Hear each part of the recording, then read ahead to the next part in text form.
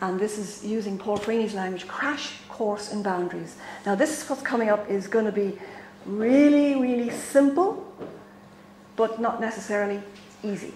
Big difference. So I mentioned this earlier. In a way, if I try to change your feelings, if I try to manipulate you to behave differently to suit me, that's an act of trespass. I'm pushing into your space. I'm not allowing you to be as you. I'm not giving you space to be yourself, to feel your feelings, to react your own way.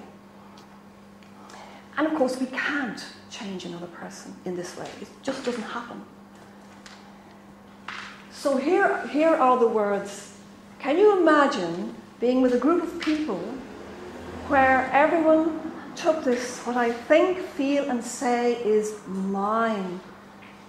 My thoughts, my feelings, my words. I am responsible for what is coming out of me.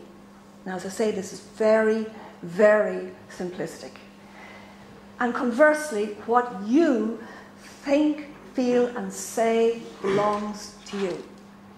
I was on a course once where people were really endeavouring to do this.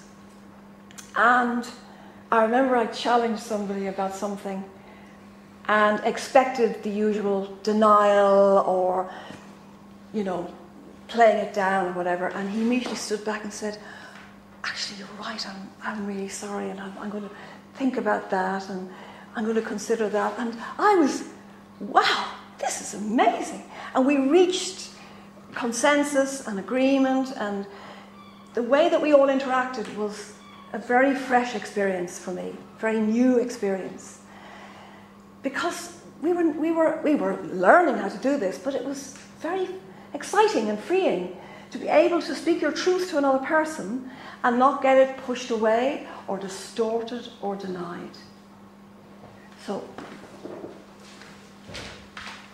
and this was a sentence that I read in a book. When we take back what is ours, what is not ours will fall away. You know the way you can read something and it's like, oh, wow.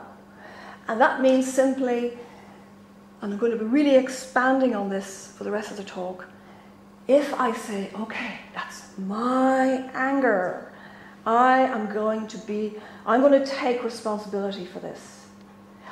Or that's my jealousy. I'm going to look at this now and I really want to deal with this. I'm not going to project it onto somebody else or manipulate them to change to suit me. And as we do that more and more, this is what happens. This threshold of consciousness lowers. And I become more aware of my stuff. I can see it. Hey, look, there it is.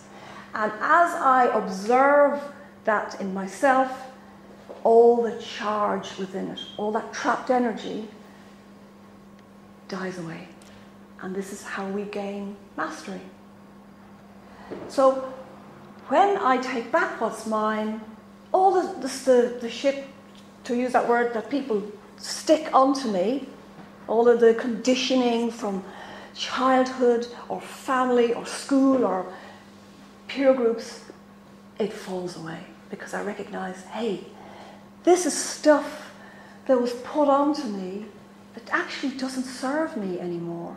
These are beliefs that were given to me, handed down, maybe from generations.